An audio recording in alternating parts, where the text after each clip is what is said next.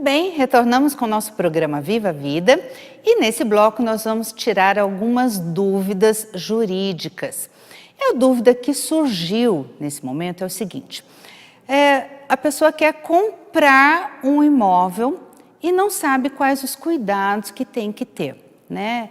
Então, eu vou responder e eu acho que vai servir para todo mundo, porque quando serve para uma pessoa, na verdade ele é um multiplicador e a dúvida de um é a dúvida de muitos.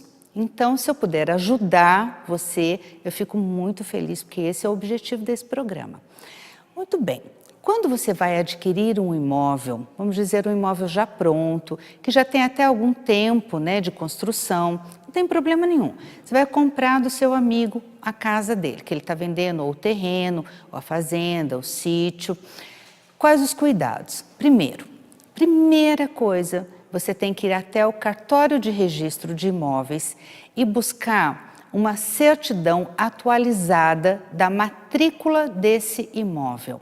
Como eu venho conversando com vocês, matrícula é aquele documento que é como se fosse uma certidão de nascimento do imóvel, né?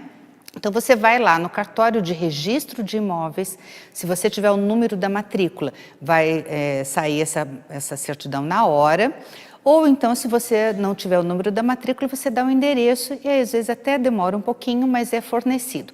É um documento público e qualquer pessoa pode pegar lá no cartório, pode requerer lá no cartório esse documento, que é a certidão atualizada da matrícula do imóvel. Depois, por quê? Eu vou explicar por quê.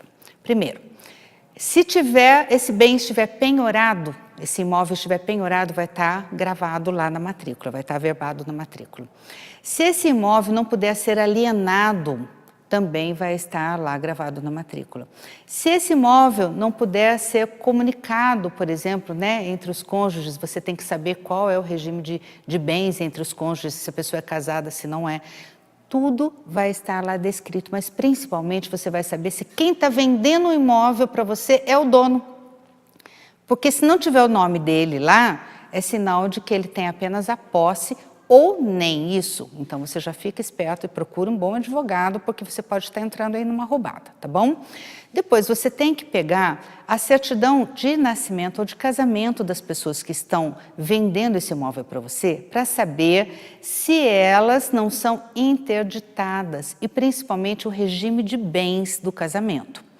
Depois você tem que buscar as certidões negativas da Justiça Federal, estadual e trabalhista, pelo menos, para saber se essa pessoa que está vendendo o imóvel para você não está sofrendo algum tipo de execução judicial. Porque vamos dizer que ele tem uma dívida trabalhista e ele já esteja com o processo em andamento e às vezes até já com a execução da sentença.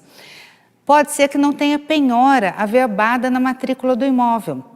Mas se ele vender para você, o juiz pode desconstituir, pode anular essa venda, porque vai considerar fraude à execução. E aí você vai perder o seu dinheiro. E principalmente quando você for comprar, por exemplo, um imóvel na zona rural, que é muito comum, verifique se o tamanho do imóvel corresponde ao módulo rural mínimo que é determinado pelo INCRA para aquela região. Então, a região de Taubaté, por exemplo, é de 20 mil metros quadrados, o mínimo para desmembramento. Redenção, Natividade, Lagoinha, São Luís Paraitinga, já é 30 mil metros, não pode ser desmembrado um imóvel menor do que isso. Gente, 30 mil metros é um alqueire e um pouco mais, e uma quarta. 20 mil metros é quase um alqueire. Então, se alguém estiver vendendo para você 2 mil metros, 3 mil metros, por maior que pareça ser, na zona rural, não vai estar correspondendo ao módulo rural mínimo, não consegue desmembrar, não consegue fazer a escritura e não consegue registrar esse imóvel no seu nome. Porque é importante as pessoas saberem que quando elas vão comprar e vender o imóvel, elas vão ao cartório de notas, fazem lá uma escritura de compra e venda, é pago o imposto de transmissão inter vivos, né?